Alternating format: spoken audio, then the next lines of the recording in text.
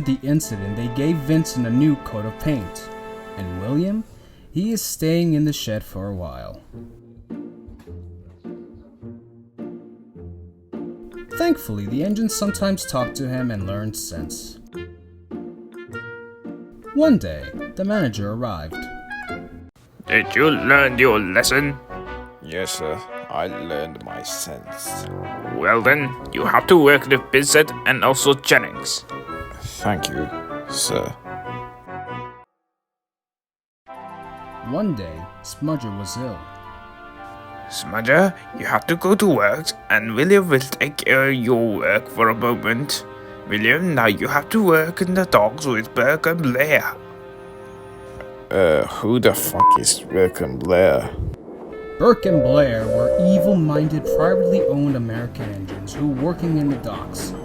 They wanted to scrap old engines like Duke. Chop, chop. A few days chop, later, William chop, came to the docks. Chop. So, this is the docks? Hello? Look at that engine, Mr. Blair. It's a Swiss old engine. That means he's be for scrap, doesn't he, Mr. Burke? That is very correct, Mr. Blair. So you're mocking me. If you are, go back to your fucking country, goddammit. Oh, so you're gonna be rude to us? Then we will report this to your manager. These guys are worse than Stanley. Anyways, the railway seems very peaceful, but William was annoyed by Burke and Blair. They always insult him, but he didn't mind that much.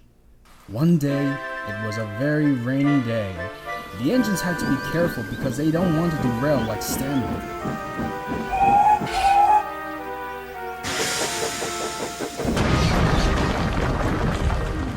God dang it! And William was waiting for a goods train from another country. Waarom is de gezelschap nog niet verzicht? Literally, van deze wedstrijd zullen komen deze wetten deze waffen. We zullen deze not illegal. Is de clever is don't the common as a light they have. Driver was right. The weather changed. The engines were having a bad time. William was resting in a siding with Vincent. Vincent was taking a nap, and William was listening to the radio. William couldn't sleep because of the sound of thunders. But soon he was awoken by two familiar whistles.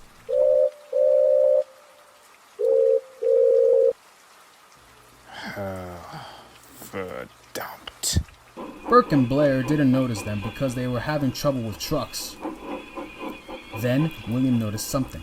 They were in the same siding that Vincent is sleeping, and they were moving too fast! I think we have to stop them, or Vincent will be drowned in the water. Alright then.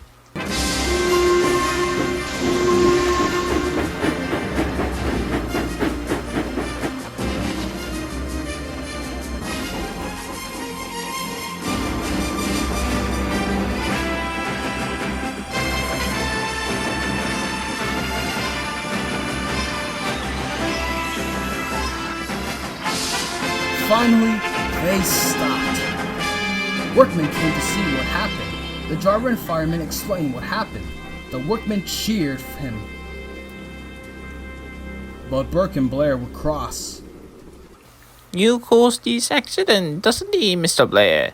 Of course he is, Mr. Burke. Manager will be cross when he heard this.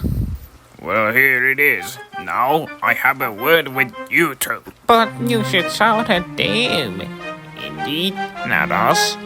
Well, both of you, our attitude shows me who I have to shout. You two are always trouble to the others, and today you could have killed Vincent. If you two show me that attitude again, I will tell your docks manager. Understood? Good. Then the manager spoke to William. I will speak to you later. William thought the manager would scrap him because he caused the accident again.